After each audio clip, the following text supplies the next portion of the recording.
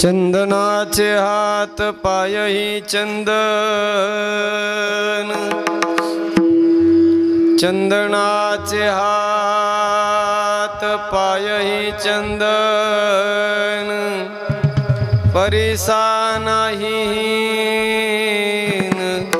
कवने अंग, दीपा नाही पाटी पोटी अंधकार, सर्वांगी साखर अवघी गोड, तुका म्हणे तैसा सज्जना पासून पाहता वगून मिळेची ना,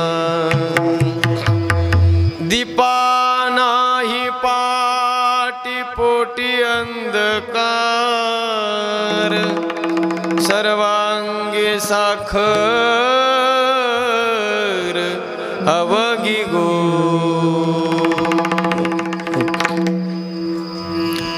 नीलांबुज श्यामल कोमलांगम, सीता समारोपित वामभागम, पानो महासायक चारुचापम,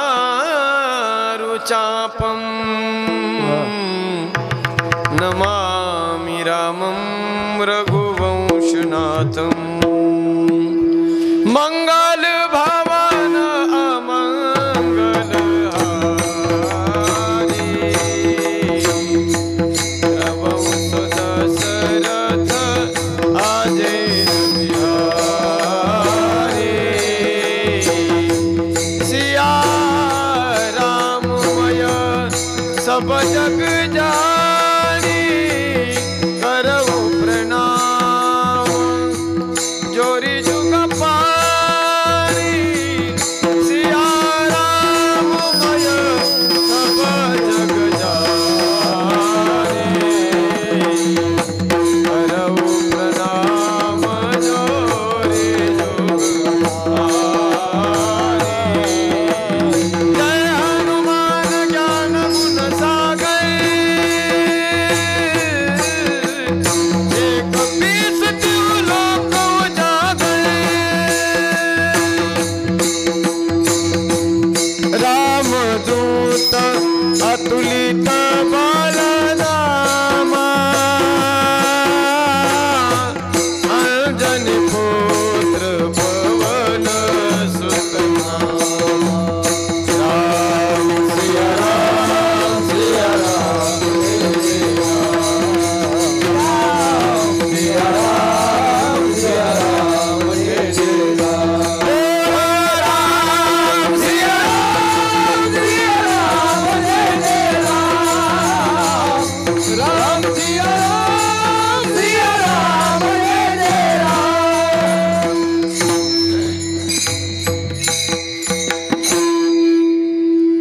यों तत्प्रविश्य मम वाचमिमां प्रसुप्तां सञ्जीवयत्यखिलशक्तिधरस्वधाम्ना, अन्यांश्च हस्तचरणश्रवणत्वगादीन् प्राणान् नमो भगवते पुरुषाय तुभ्यम्। नमामि सद्गुरुं शान्तं सच्चिदानन्दविग्रहं, पूर्णब्रह्मपरानन्दम् ईशं आनन्दिवल्लभम्, अधिष्ठान जेथे प्रतिष्ठान देखा, तिथे जन्मला तो श्री गुणातीत एका, जयाचे निनामे चुके जन्म व्यथा, नमस्कार माझा श्री सद्गुरु एकनाथा, नमो सद्गुरु तुकया ज्ञान दीपा, नमो सद्गुरु सच्चिदानंद रूपा, नमो सद्गुरु भक्त कल्याण मूर्ति, नमो सद्गुरु भास्करा पूर्ण कीर्ति। श्री गुरु चरण सरोज रज निज मनु मुकुर सुधारी, बरनऊ रघुबर विमल जसु जोदायक फलचारी। इतना तो करना स्वामी, जब प्राण तन से निकली, गोविंद नाम लेकर फिर प्राण तन से निकले। श्री गंगा जी का तट हो, जमुना का बंसीबट हो, मेरा सावरा निकट हो, जब प्राण तन से निकले। गोविंद जल्दी आना, नहीं शाम भूल जाना, राधे को साथ लाना, जब प्राण तन से निकले। चंदनाचे हात पायही चंदन, परिसा नाही हिन कवने अंग, दीपा नाही पाटी पोटी अंधकार, सर्वांगी साखर अवगी गोड। अनंत कृपा विभूषित परम मंगलमय परात्पर अखिलेश्वर, अकारण करुणावरुणालय भक्तवांच्या कल्पतरु तडिद्वित विनिंदित पीतांबरधारी, अखिल कोटी ब्रह्मांड नायक कर्तुम अकर्तुम अन्यथा कर्तुम, परात्पर परमात्म्याच्या सेवेकरता गायलेला अभंग महान भगवत भक्त ज्ञानेश प्रिय श्रीमंत संत जगद्गुरु तुकोबारा यांचा अत्यंत गोड असा अभंग असून, प्रस्तुत अभंगाच्या माध्यमातून खूप कमी करा। श्री तुकोबाराय साधूचं जीवन, संतांचं जीवन, नाम सज्जनाचं जीवन आपल्या समोर मांडतायत। वरचा आवाज जास्त झालाय का? हां, कमी करा, थोडा आतला वाढवा। भगवान परमात्म्याच्या असीम कृपाशीर्वादाने, साधू संतांच्या परम कृपेने पुण्य पावन असणाऱ्या आपल्या या मौजे नाथरा गावामध्ये भगवान परमात्म्याच्या असीम कृपाशीर्वादाने, साधू संतांच्या परम कृपेने प्रतिवर्षाप्रमाणे याही वर्षी अतिशय आनंदामध्ये संपन्न होत असलेला दिव्य आणि भव्य हा अखंड हरिनाम सप्ताह तथा श्रीमद भागवत कथा ज्ञानयज्ञ सोहळा अत्यंत आनंदमय वातावरणामध्ये, आल्हाददायक वातावरणामध्ये, परम प्रसन्न या ठिकाणी हा सोहळा समस्त ग्रामस्थांच्या अथक परिश्रमाने, कार्यकर्ते मंडळींच्या अथक मेहनतीने, महाराज मंडळींच्या कुशल मार्गदर्शनाने हा सोहळा मौजे नाथरा गावामध्ये संपन्न होतोय। चालू वर्षाच्या या ज्ञान यज्ञातील आजच्या तृतीय दिवसाची आहुती टाकण्याचं सद्भाग्य या यज्ञामध्ये ज्यांच्यामुळे मला प्राप्त झाले, आपल्या गावचे आदरणीय श्री वैजनाथ तात्या यांच्या माध्यमातून हे सेवेचा निमंत्रण माझ्यापर्यंत पोहोचलं।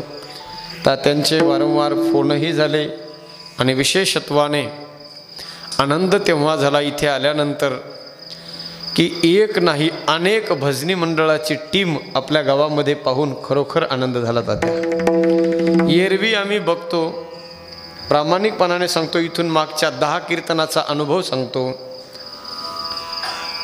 गायक जर पाहिले तर एक से बढ़कर एक आहेत, 10 गायक एका एका गावात आहेत, पण एकही टाळकरी नाही. ही खेदाची गोष्ट आहे. कारण गायक जे असतात, थोडा आवाज कमीच करा, गायक जे असतात ते टाळकरी नसतात. कारण गायक टाळ वाजवतच नाही जास्त. प्रामाणिकपणाने माफी मागून बोलतो मी सगळ्यांची, पण ही वस्तुस्थिती आहे. सगळं प्रमाण होईपर्यंत अर्ध्याच्या पुढं प्रमाण जातं तेव्हा गायकाचे टाळं वर येतात इथपर्यंत, आणि संपत येतं तेव्हा पहिला धा पडतो त्यांचा टाळाचा. अशी वस्तुस्थिती आहे. पण हे सगळं चैतन्य पाहून खरोखर आनंद वाटला, मला मनस्वी आनंद वाटला. अत्यंत परमप्रसन्न हे वातावरण आहे. गोड असं आयोजन नियोजन सगळ्या ग्रामस्थांचं आहे. गावातील सगळे भजनी मंडळी जुने जाणकार आहेत, त्यामध्ये पाहण्याचा काही प्रश्नच नाही. आणि अत्यंत गोड ओज्वल आणि रसाळ ज्यांच्या वाणीच्याद्वारे आपण कथा ऐकतायत अशा आदरणीय श्री रुपालीताई महाराज यांच्या गोड वाणीच्याद्वारे आपण श्रीमद भागवत कथेचं अध्ययन ज्या धर्म मंडपामध्ये करत आहात. खरोखर नाथरा हे गाव मी खूप दिवसापासून ऐकून होतो. प्रत्यक्षात आज जसंच बघा सज्जन हो, एखाद्या तीर्थक्षेत्राला भेट देण्यासाठी माणसं जसे उत्सुक असतात ना, तसं या नात्रा गावामध्ये येण्यासाठी सुद्धा माणसं उत्सुक असतात. त्याचं कारण आहे सज्जन हो, या मातीने अनेक रत्नांना जन्म दिलेला आहे. ही माती सामान्य नाही, ही माती महाराष्ट्राचं नाही, तर ही माती महाराष्ट्राचं नाही तर भारत देशाचं नेतृत्व करणारी माती ही. या मातीत हे गुणधर्म आहेत. माऊली ज्ञानोबाराय वर्णन करतात. नातरी भूमीचे मार्दव सांगे कोंभाची लवलव, येर आचार गौरव सुकुलीनांचे. माती किती दर्जेदार आहे, किती पवित्र आहे, किती वजनदार आहे हे कशावरून कळतं? त्या मातीतून निघणारं जे रोपटे, त्या रोपट्याचा तजेलदारपणा त्याच्यावरून कळतं त्या मातीचा दर्जा. ज्या मातीने एक नाही अनेक रत्न निर्माण केले, जन्माला घातले, भारत देशाचं नेतृत्व करणारे रत्न ज्या मातीने निर्माण केले, ती माती नाथरा गावातली माती आहे सज्जन हो. निश्चितच कुतूहल मला शिवानंद शास्त्रींनाच का वाटावं, सगळ्या भारत देशालाच वाटतंय. कारण ज्या मातीने हिरे जन्माला घातले ना सज्जन हो, ती माती निश्चितच सामान्य नाही. ज्या मातीमध्ये वैकुंठवासी भारत देशाचे माजी केंद्रीय मंत्री माननीय श्री गोपीनाथराव मुंडे साहेब, या मातीनं त्यांना जन्म दिला. आणि याच मातीच्या आशीर्वादाने भारत देशाचं नेतृत्व केलं. याच मातीने वैकुंठवासी दबंग जिल्ह्याचे अध्यक्ष जिल्हाध्यक्ष माननीय श्री पंडित अण्णा मुंडे, याच मातीनं या व्यक्तिमत्वाला जन्माला घातलं. आणि याच व्यक्तिमत्वांच्या माध्यमातून सज्जन हो, आजही या मातीच्या माध्यमातून महाराष्ट्रभर भारत देशामध्ये कार्य या मातीच्या माध्यमातून चाललेलं आहे. या मातीचा सुगंध भारत देशाच्या कानाकोपऱ्यापर्यंत पोहोचतो आहे. सद्यस्थितीला महाराष्ट्राचे विद्यमान पालकमंत्री आदरणीय DM साहेब, तेही याच मातीमध्ये जन्माला आले आणि आज गोरगरिबाचं काम करण्यासाठी सदैव धडपड करतायत. याच मातीमध्ये महाराष्ट्राच्या माजी मंत्री माननीय श्री पंकजाताई मुंडे यासुद्धा याच मातीमध्ये गोपीनाथराव मुंडे साहेबांच्या नंतर नेतृत्व त्यांनीही काही काळ या महाराष्ट्राचं केलं. आणि आपल्या या बीड देशाचं नेतृत्व विद्यमान खासदार आदरणीय श्री प्रीतमताई मुंडे, हा सगळा घराणा जो आहे ना सज्जन हो, खरोखर गोरगरिबांच्या सेवेसाठीचा घराणा आहे. म्हणजे ही झाली राजकीय कारकीर्द. आणि विशेषत्वाने सांगतो, जीवनामध्ये राजकारण असावं, पण राजकारण कमी आणि समाजकारण जास्त असावं. समाजकारण कमी आणि धर्मकारण त्याच्यापेक्षा जास्त असावं. आपण ज्या धर्ममंडपामध्ये कीर्तन ऐकतोय, मला कार्यकर्त्यांच्या माध्यमातून असा निरोप पोहोचला की जेव्हा या नाथरा गावचा सप्ताह सुरू व्हायचा त्याच्या आदल्या दिवशी पंडित अण्णा इथे 8 दिवस थांबायचे. मुंडे साहेब स्वतः इथे येऊन जसा वेळ मिळेल तेव्हा काल्यापर्यंत इथे त्यांनी येऊन थांबावं. आणि ज्या धर्ममंडपामध्ये, पवित्र गोड धर्ममंडपामध्ये, गावाला शोभेल साजेल असा धर्ममंडप, या सुंदर पवित्र धर्ममंडपाची निर्मिती स्वतः उभा राहून आदरणीय पंडित अण्णा यांनी केली. म्हणजे हे सगळं चित्र हे बोलतात सज्जन हो. आणि बोलते चित्र म्हणजे त्या व्यक्तींचे, त्या दिवंगत आत्म्याच्या या प्रत्येक भिंतीमध्ये, या प्रत्येक खांबामध्ये त्यांच्या स्मृती आहेत, त्यांच्या आठवणी आहेत. आणि नक्कीच त्या आठवणी आपल्या सगळ्यांना प्रेरणा देत राहतील. आणि त्याच माध्यमातून मला असं वाटतं सज्जन हो, जे सुंदर जे त्यांनी निर्माण केलेलं आहे, या निर्माण केलेल्या वस्तूमध्ये जेवढं भगवंताचं नामचिंतन होईल तेवढा त्यांच्या आत्म्याला आनंद प्राप्त होत असेल, नक्कीच होते असेल. आणि म्हणून अशा या पवित्र भूमीमध्ये आपण सगळेजण विराजमान आहात. आता मी पहिलीच वेळ या परिसरामध्ये कीर्तनाला आलो आहे. तसं काही लोकांचा तोंड परिचय आहे, पण सगळ्यांचाच परिचय आहे असं म्हणता येणार नाही. म्हणून या ठिकाणी सगळ्यांच्या चरणावरती विनम्र भावे नतमस्तक होतो. सगळे महाराज मंडळी, गायनामध्ये आताच आपण चाल ऐकली आदरणीय दादांची, गोड कलावती राग तुम्हीही गायला. आणि इकडे वादनामध्ये सुद्धा आदरणीय स्वतः भागवताचार्य जगदीशजी महाराज सोनवणे, त्याचबरोबर आदरणीय राधाकृष्णजी महाराज, दोघेही सुंदर पखवाज वादक आहेत. पेटी मास्तर सुंदर आहेत. आदरणीय आमचे दत्ता महाराज सोनवणे, तेही गोड गायण्यासाठी आहेत. आदरणीय आमचे महाराज आहेत.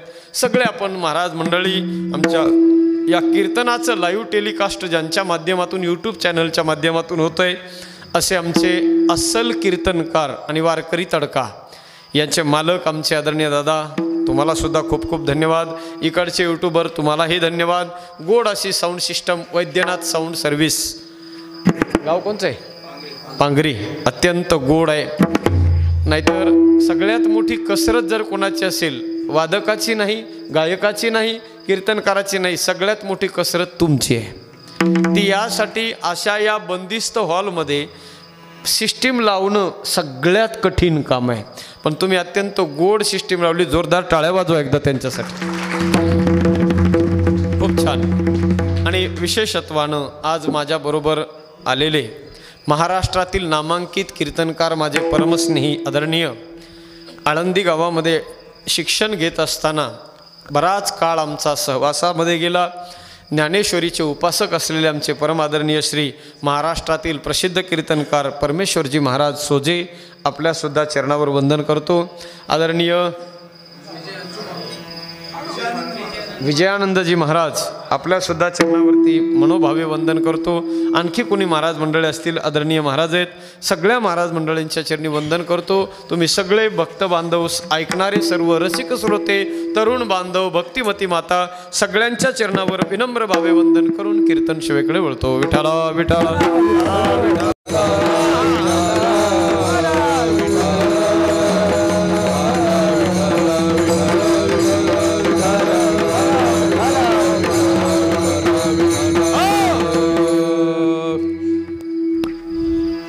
चंदनाचे हात पायही चंदन, परिसा नाही कवने अंग, दीपा नाही पाटी पोटी अंधकार,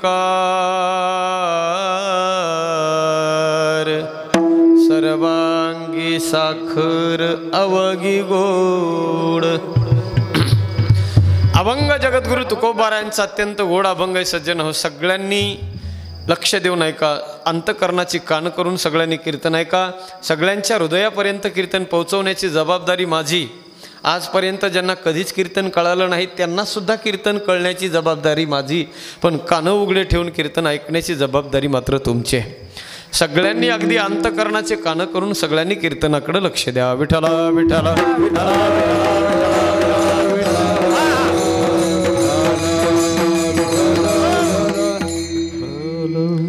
अभंग जगद्गुरु तुकोबारायांचा गोड असा अभंग आहे सज्जन हो.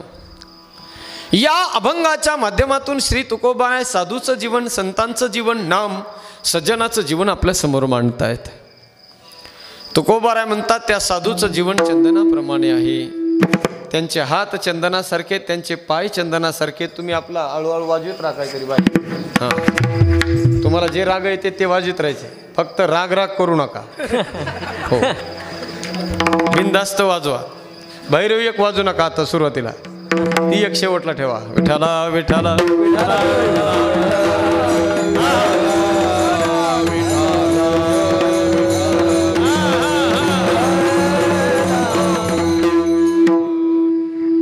प्रस्तुत अभंगाच्या माध्यमातून श्री तुकोबाराय त्या साधूचं जीवन आपल्या समोर मांडत असताना माझे तुकोबाराय म्हणतात त्या संतांचं जीवन, त्या साधूचं जीवन, त्या सज्जनाचं जीवन कशाप्रमाणे महाराज म्हणतात चंदनाप्रमाणे त्यांचं जीवन आहे. त्यांचे हात, त्यांचे पाय, त्यांचं सगळं अंग चंदनाप्रमाणे. महाराज चंदनाची उपमा तुम्ही का देतात त्या संतांच्या जीवनाला? महाराज म्हणतात या जगामध्ये त्या चंदनाला विशिष्ट अशा प्रकारचे गुण त्याच्या ठिकाणी आहेत. तो का म्हणे गुण चंदनाचे अंगी तैसे तुम्ही जगी. फक्त बारीक हा. जे गुण चंदनाच्या ठिकाणी तेच संतांच्या ठिकाणी आहेत, म्हणून महाराजांनी चंदनाची उपमा त्या साधू जीवनाला दिली. आता एका सज्जन हो, या जगाचा जर विचार केला तर चंदनाला का, चंदनाचीच उपमा संत जीवनाला, साधूच्या जीवनाला का दिली हे आपल्या लक्षात येईल. या जगाचा जर आपण विचार करायला गेलो सज्जन हो, तर या जगामध्ये दोनच अशा गोष्टी आहेत ज्या तोळ्यावर विकतात. दादा, तोळ्यावर विकतात. एक सगळ्यांना माहिती सोनं, आणि दुसरी एक वस्तू आहे तोळ्यावर विकणारी, तिचं नाव आहे चंदन. चंदन एक तोळ्यावर विकतात. तोळ्यावर काही माणसं म्हणतील महाराज आमच्याकडे तर मोठे मोठे लाकडं आहेत चंदनाचे, तोळ्यावर जर ते सोन्याच्या भावात विकत असेल तर आजच आम्ही करोडपती आहोत. आपल्याकडं ते चंदन असतं ना, वड्यामध्ये असतं ते चंदन, तस्कर लोक त्याला भोक्षे पाडून त्याचं पर्सेंटेज चेक करतात किती प्रमाणात चंदन आहे ते. आपल्याकडे जे चंदनाचे झाड आहेत ते चंदनाचे नाहीतच मुळात.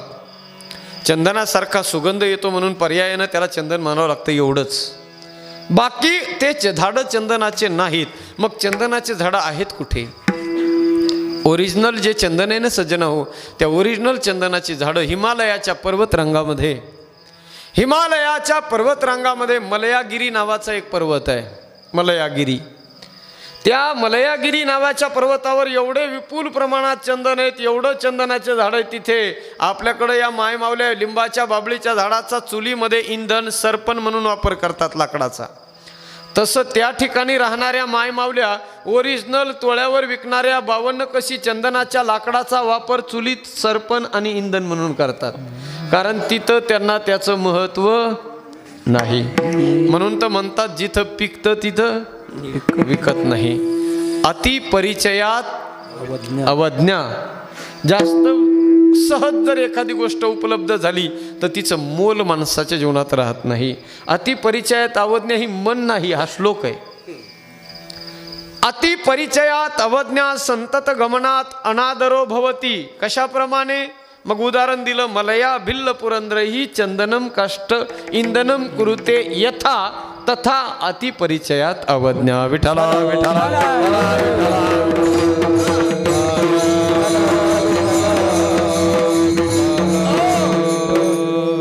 मग त्या चंदनाची उपमा का दिली त्याचं कारण सज्जन हो आता कळलं असेल तुम्हाला.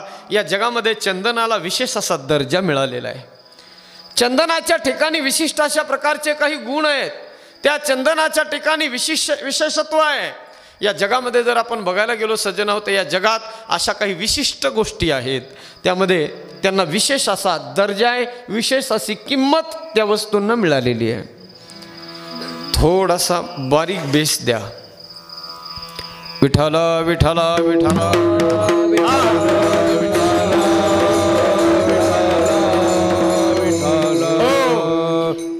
विको किती पॉईंटवर आहे? काहीच नाही ना, 2 वर ठेवा.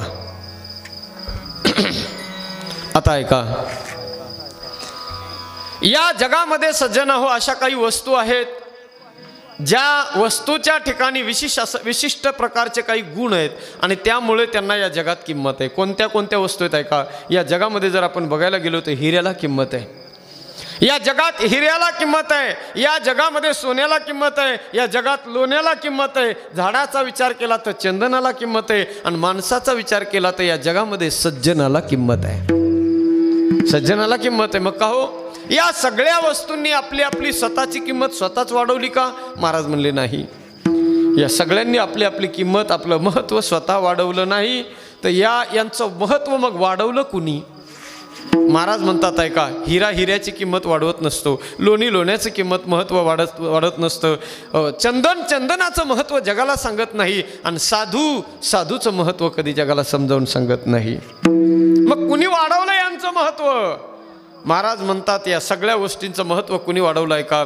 हिऱ्याची किंमत या जगात वाढवण्याचं काम कुणी केलं? गारांनी केलं. हिऱ्याची किंमत या जगामध्ये गारांनी वाढवली, लोण्याची किंमत या जगात ताकानं वाढवली, कडुलिंबाच्या झाडानं चंदनाची किंमत वाढवली, आणि दुर्जन आणि सज्जनाची किंमत वाढवली. आज जर आपण बघायला गेलो तर आज जगामध्ये प्रत्येक साधू एखादा दिसला, एखादा संत दिसला, ती आपसुकच माणसाचं मस्तक त्या संताच्या चरणाकडे झुकल्याशिवाय राहत नाही. का बरं? कारण त्या संतांचं जीवन वंदनीय आहे, त्या संतांचं जीवन पूजनीय आहे. का पूजनीय झालं त्या संतांचं जीवन? कशामुळे प्राप्त झालं एवढं महत्त्व त्या संतांना? त्या सज्जनाला इतकी किंमत आली कशामुळे? ते संत म्हणतात, आम्हाला जर तुम्ही विचारत असाल की आम्हाला महत्त्व का मिळालं, तर आमचं स्पष्ट शब्दात सांगणं आहे, आम्हा सगळ्या संतांना, आम्हा सज्जनांचं महत्त्व वाढवण्याचं काम या जगामध्ये दुर्जनांनी केलंय. म्हणून तर महाराज म्हणतात, असो खल ऐसे फार आमातयांचे उपकार. काय उपकार केले महाराज तुमच्यावर त्या खलांनी, त्या दुष्टांनी? महाराज सांगतात, करीती पातकाची धुळी मोल न घेता साबणी. ते दुर्जन माणसं आम्हा सज्जनांचे पापरूपी कपडे फ्री ऑफ चार्ज मध्ये धुवून देण्याचं काम करतात. कसे धुतात ते कपडे? सज्जनाचे पाप धुण्याचं काम दुर्जन माणसं करतात. आपल्या तोंडामध्ये साबणाची वडी ठेवतात, अहोरात्र निंदा करत राहतात, आणि त्या दुर्जन आणि सज्जनाची निंदा केल्यामुळे सज्जनाचं पाप नष्ट होतं आणि दुर्जनाच्या मस्तकावर जाऊन बसतं. स्वतः आमचे पाप स्वतःच्या मस्तकावर घेतात म्हणून त्यांचे आमच्यावर उपकार आहेत. आमचं जीवन त्याच्यामुळे शुद्ध होतं, शुद्ध. महाराज म्हणतात, म्हणून त्या दुर्जनाचे, आपल्याकडे एक व्यवहारामध्ये मन आहे सज्जना हो, निंदकाचे घर असावे महाराष्ट्रात. महाराष्ट्रात नाही, गावात नाही, कुठं असलं पाहिजे? शेजारी असलं पाहिजे, निंदक असला पाहिजे. सगळ्याच लोकांनी चांगलं म्हणावं असं नाही, एखाद्यानं निंदाही केली तरी चालते. कोणीतरी निंदा करणारं सुद्धा पाहिजे. तुम्ही सगळे शेतकरी मंडळी आहेत बघा. शेती करत असताना आपण ते कपाशीचे झाडं नेऊन लावतो ना तात्या. कपाशीचे झाडं आपण शेतामध्ये नेऊन लावतो, पण ते झाडं लावल्यानंतर 1 महिन्यानंतर चांगले उगवतात, वाढ होते, कमरे एवढाले होतात. काय काय 1-2 महिन्यानंतर ते चांगले कमरे एवढाले झाड होतात. पण न लावलेलं बिना कामाचं बेकार गवत सुद्धा त्याच्या अवतीभोवती उगवते. बरोबर? ते लावलेलं असतंय का? पण वाढ जास्त कोणाची, लावलेल्या झाडाची का बिना कामाच्या गवताची वाढ जास्त आहे? बिना कामाचं जे बेकार गवत आहे त्याची वाढ जास्त असते. आणि आपण जर त्या झाडाला खत टाकलं तर ते खत सुद्धा ते बाकीचं बेकार गवतच ओढून घेते. मग हुशार शेतकरी काय करतो, त्याला निवडावे तन